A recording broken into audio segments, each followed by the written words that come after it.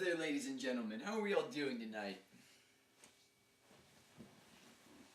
My name is Javier Bardem, and this is Interview Sesh.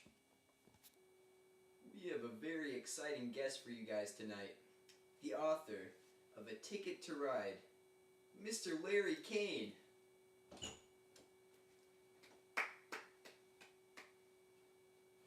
Nice to meet you, Javier. Nice to meet you.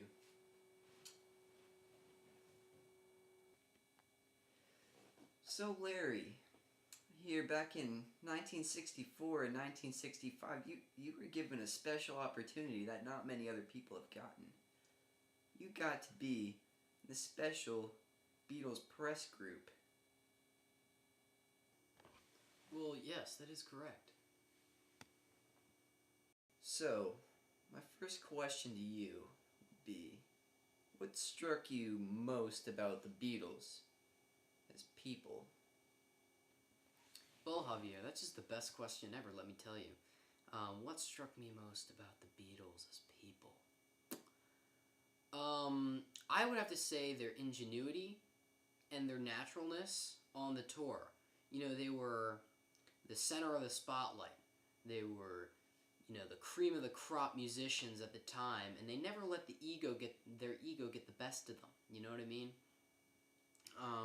I think that's what fueled their success. That they never got, you know, above their own head. They always kept level heads. And that's my answer to that question. So I'm getting the sense here that they were very level-headed people. Yes, that is correct. What was most interesting to you about the tours of 1964 and 1965?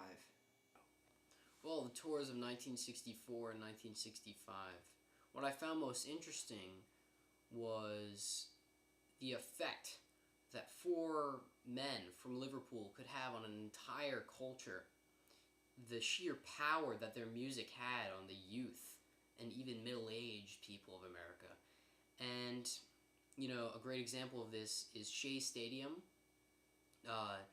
Towards the latter half of the tours, 1964 and 1965, I mean, there were, 56,000 people, and they were all screaming, chanting for four men from Liverpool.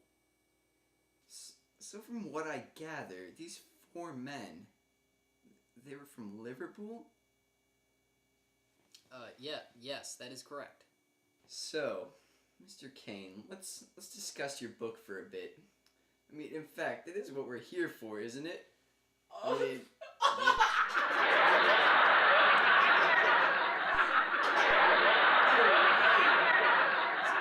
calm down a bit. Okay, let's settle down. Let's be serious now. Okay. Mr. Kane, what was your purpose for writing A Ticket to Ride? The purpose of my novel? Okay, well, interesting question. Two reasons come to mind. Number one, it was to show the vast impact that the tours of 1964 and 1965 had on sequential artists, music, and, you know, generations to come. And number two, I also wanted to show lives of the Beatles, because everyone wants to know, you know that. I just wanted to show the lives of the Beatles off the stage, because, you know, you never really realize it, but they're very, very normal people. They're very natural. So, that was my purpose in writing the novel. What was a highlight of touring with the Beatles? Well, highlight of touring with the Beatles. That's tough. It was such a great experience, but I can narrow it down to one fond memory, which was the Beatles' American debut on The Ed Sullivan Show. And although I was not necessarily a fan of the Beatles yet, I, for the first time, firsthand witnessed, you know, the Beatles in action on the Ed Sullivan Show, and I didn't want to be the last to know. It was spreading like wildfire. The Beatles, they were spreading like wild. So, how is Ed these days? Oh, he's dead. Oh. Yeah. Well, he moved on, and so should we. Now, next question, Mr. Kane. You started off your book by saying that you weren't very impressed with the Beatles. Now, in time, what changed your mind? Well, yes, that is true. At first I thought the Beatles were just the next, fad, in and out like the rest of them. But, it didn't turn out that way. I recall the first time I really was keen to the Beatles music was the show in Denver. It was at Red Rocks Amphitheater, if I recall. And it was an outside show, and the sound, just the acoustics of that environment they were bliss. And I don't know how else to describe it, but they were bliss indeed. It was so beautiful. I remember John's voice. It was so resonant and beautiful. And to this day, I can hear that resonance and that beauty of the Beatles ringing in my head. So their voice, it resonated. Yes, that is correct. Now, in your book, you mention a lot of frightening experiences you've had with the boys. And now, what was the scariest of them all? Well, Javier, contrary to what you might think, it was not an experience that might have concerned my physical well-being. Rather, it was my first encounter with John Lennon. And we had a couple of snide remarks. We exchanged a couple of disparages, if you will. And it was my first encounter with him, and so that was a first impression that didn't go so well, now was it? And my career was obviously in danger, because this was the biggest story of my life, and I was very, very scared.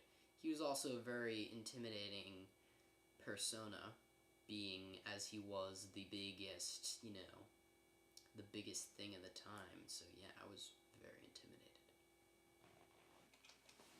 So, Mr. Kane, if you could describe each of the Beatles with one word, what would each word be, and why?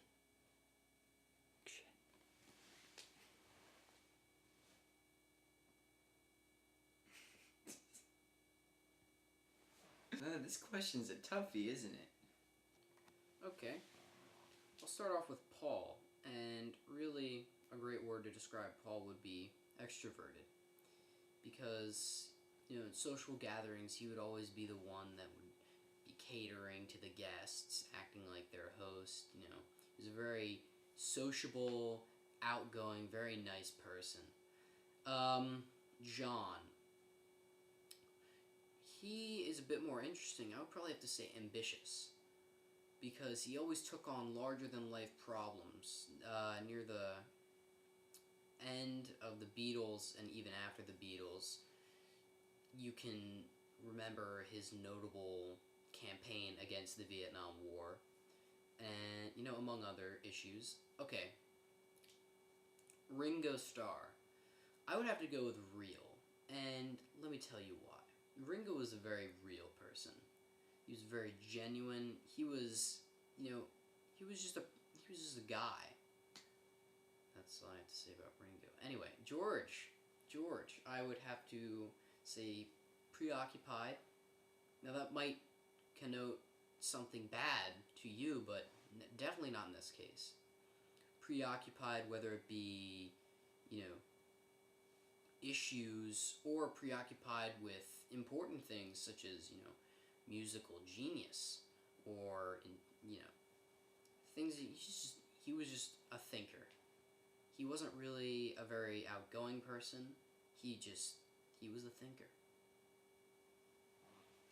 That explanation was long-winded. Yes, that is correct. So how did the shooting of John Lennon affect you? Wow. Well, that was a horrible experience, let me tell you.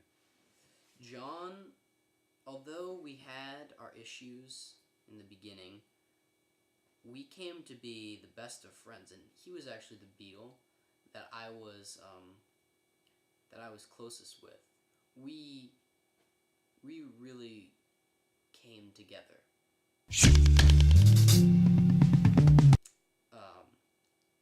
Yeah. So when he was unfortunately and tragically shot and killed, it was devastating. I remember I was just disgusted with humanity that someone could actually do something as horrible as this and as unspeakable as this. And I couldn't really understand it, and I still don't really understand it. I'm not sure many people do, but all I can hope for is that he did enjoy his life while it lasted, and that he got all of what he wanted to get out of his life. Well, Mr. Larry Kane, thank you for joining us tonight on this week's edition of Interview Sesh. Next week, we interview Mahatma Gandhi. Thank you, everyone.